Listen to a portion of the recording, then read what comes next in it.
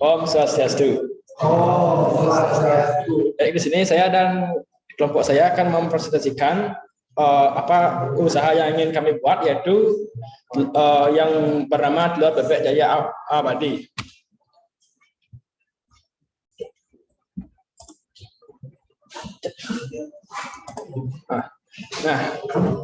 Perkenalkan, nama saya adalah Anak Agung Gede Aditya Putra, NIM 1910 1959. Kenalkan, nama saya Wiana Duswanata, NIM 1910 1944. Nah, di sini kami memilih usaha telur bebek yang bernama telur bebek Jaya Abadi yang terletak di Banjar Lembang, Desa Takmung, Kecamatan Banjarangkan, Kabupaten Kelungkung.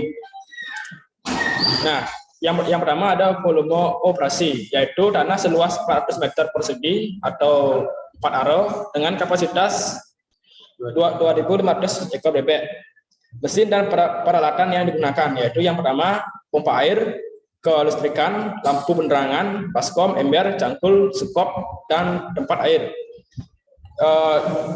Ditenaga kerjai oleh 1 orang dan 2 owner. Nah, letak dari peternakan bebek telur Jaya Abadi yaitu terletak di Banjar Lembang, Desa Takmung, Kecamatan Banjarangkan, Kabupaten Kelungkung. Kandang bebek terletak di area persawahan. Dikarenakan area persawahan sangat cocok untuk berternak bebek, dikarenakan suasana sawah yang sangat cocok untuk bebek, seperti suhu, keadaan tanah, dan mudah untuk mendapatkan aliran air. Kepemilikan yaitu Gongde dan Agus Rata. Nah, di sini ada struktur organisasi, yaitu owner dan pegawai. Di sini pegawai bertugas untuk merawat kandang, seperti memberi makan bebek, memungut telur, dan lain sebagainya. Analisis manajemen pemasaran. Yang pertama ada segmen pasar.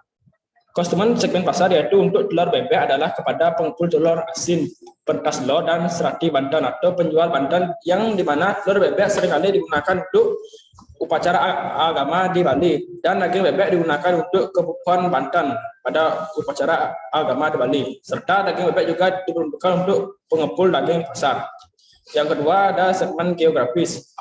Lokasi kandang yang tidak di area persawahan sangat cocok untuk kandang bebek, yang mana ini tidak mengganggu masyarakat, terutama masalah limbah dan akses jalan yang bisa dilewati oleh motor dan mobil, yang akan mempermudah pelanggan untuk membeli telur atau bebek. Yang ketiga ada strategi pemasaran. Yang pertama ada penjualan dan distribusi. Untuk cara penjualan dan distribusi adalah dengan cara menelusuri pasar untuk mencari calon konsumen, para pedagang dan pengepul telur dan daging bebek, serta dengan cara menebar informasi dari mulut ke mulut dan menanyakan kepada masyarakat di mana tempat para pengepul telur dan daging bebek yang ada. Yang kedua ada periklanan dan promosi. Periklanan dan promosi biasanya dilakukan dengan memanfaatkan media sosial seperti Facebook dan WhatsApp, serta dari mulut ke mulut warga. Yang ketiga ada kisaran harga. Harga untuk telur dan daging bebek mengikuti harga pasar, apakah harga naik atau tidak. Kenapa demikian? Karena harga telur dan bebek tidak menentu setiap bulannya. Kadang naik dan kadang turun.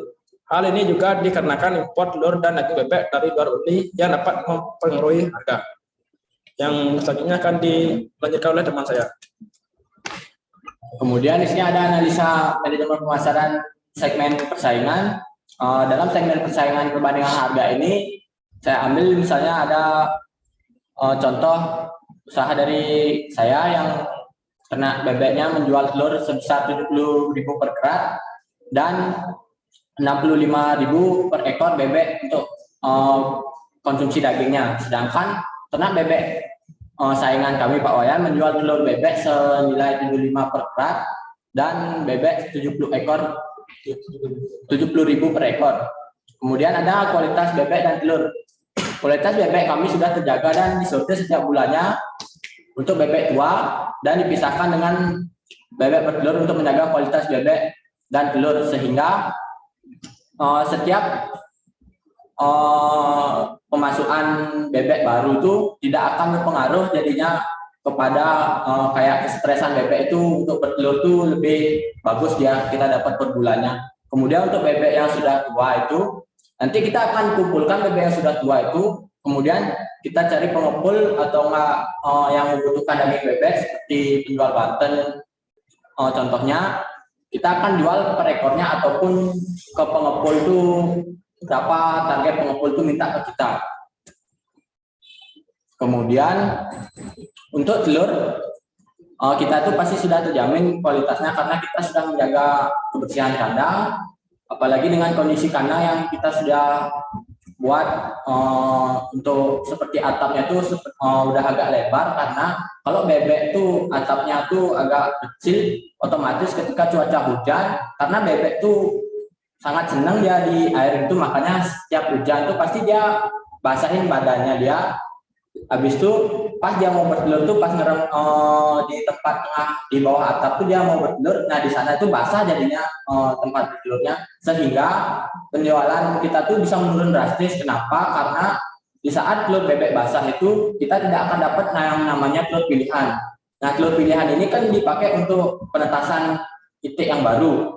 Kemudian kita hanya dapat telur borongan yang dimana bisa digunakan untuk telur asin sama kebutuhan Banten. Nah di sana ruginya kita karena telur pilihan itu pasti harganya lebih mahal dari telur borongan.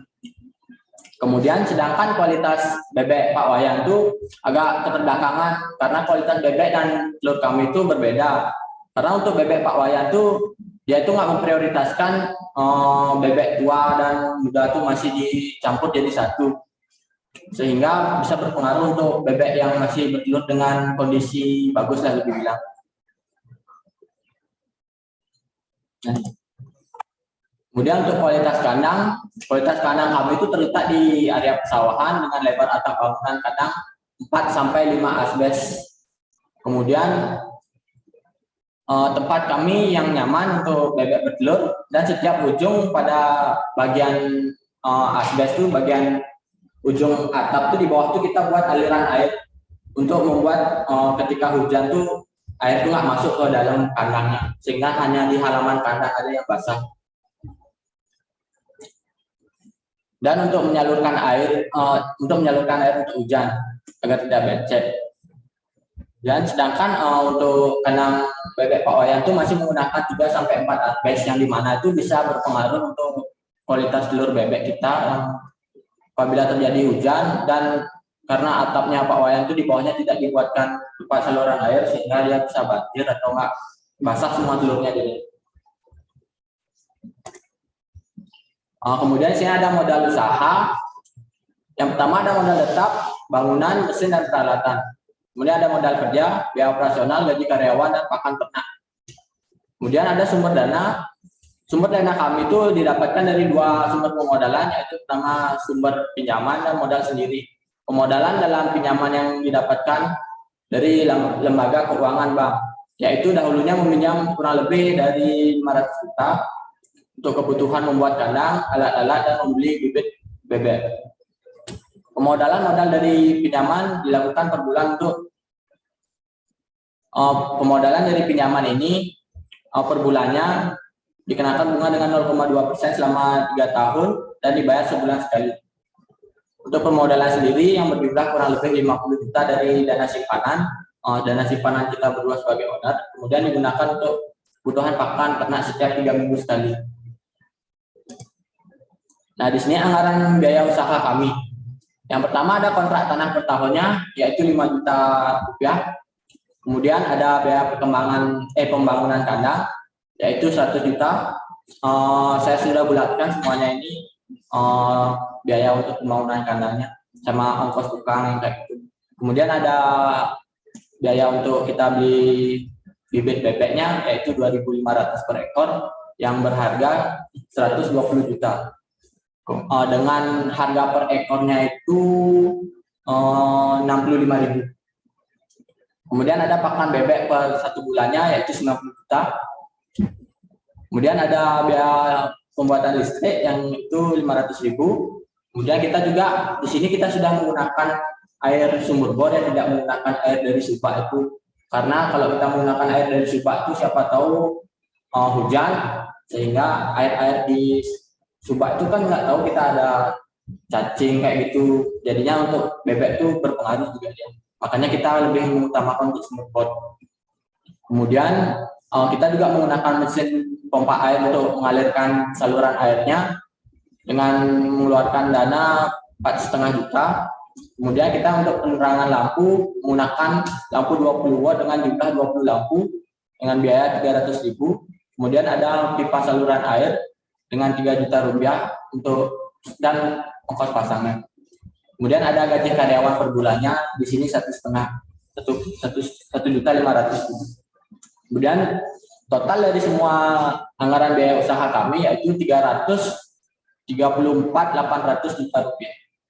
Kemudian modal pinjaman kami di sini 500 juta dan modal simpanan kami sendiri itu 50 juta, sehingga dikurang dengan 334.800 juta rupiah. Sisa modal usaha kami adalah 215.200 rupiah. Baik, sekian presentasi dari saya.